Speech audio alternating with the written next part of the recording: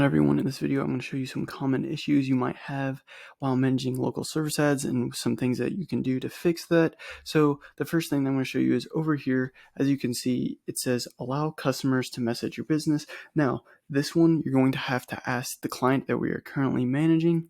You would go to their info doc and click up and see their email, and then you would ask them, hey, do you want clients to be able to email you or send you text messages from local service? Sometimes they say no, as in this case the client has selected no, but if you wanted to turn that on and you're figuring out how, you would go to here, turn on messages, and turn that on. Now, the next thing that happens a lot is with the business verification and setting this up.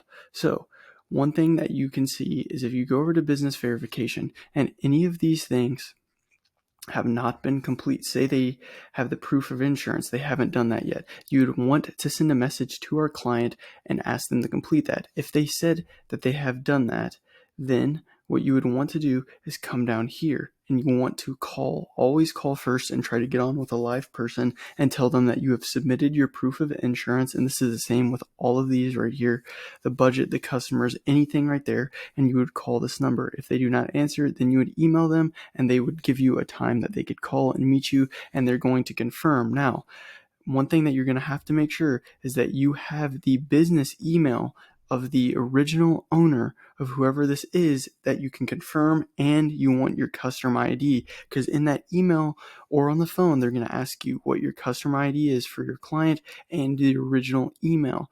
So to do that, as you can see, your customer ID is down here, and that's what can help you. And then you're going to go to account access, and from account access you're going to tell them one of the emails that are down here. Of course you can tell them Mosquito, but make sure it's just the email that you have information to. So that is something that you can do. One problem that we have seen with Creekside Marketing is once you have the billing information here with your client, that sometimes when you try to change that or make a payment, it does not go through. So you're going to want to go and call that number or email them and tell them what your problem is. You want to, if possible, get on there with a live person, and then you're going to give them the card information. Now, you may have to do this with the client, or the client would have to tell you, or you can just tell them, hey, we've submitted the card information, and they can take care of it from there. Once again, you're going to need the email that you have access to, or their email if the client like Tuxedo's with you, and always have the ID.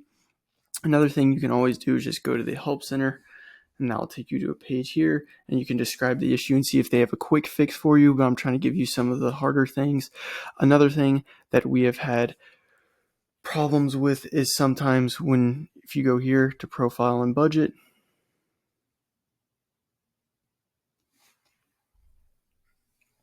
and you schedule down to here,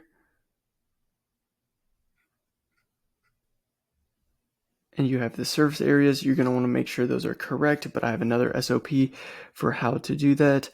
And then another thing that you might run into problems with is, say you've moved locations and the license right here, you need to change the license. Well, you're going to have to go to the business bio, and you're going to have to make sure all of that is correct.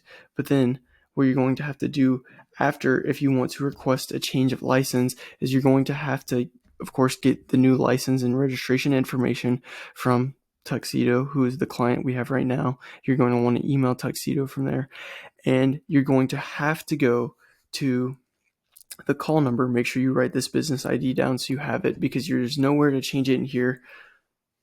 And you're going to call this number at the bottom and get on it with a live person. They will send you a confirmation email to change your license. So make sure all that information is correct. So this usually happens when you switch locations of where you're operating your business at, and that is what you're going to do, is you're going to change it via email, and they will change it for you.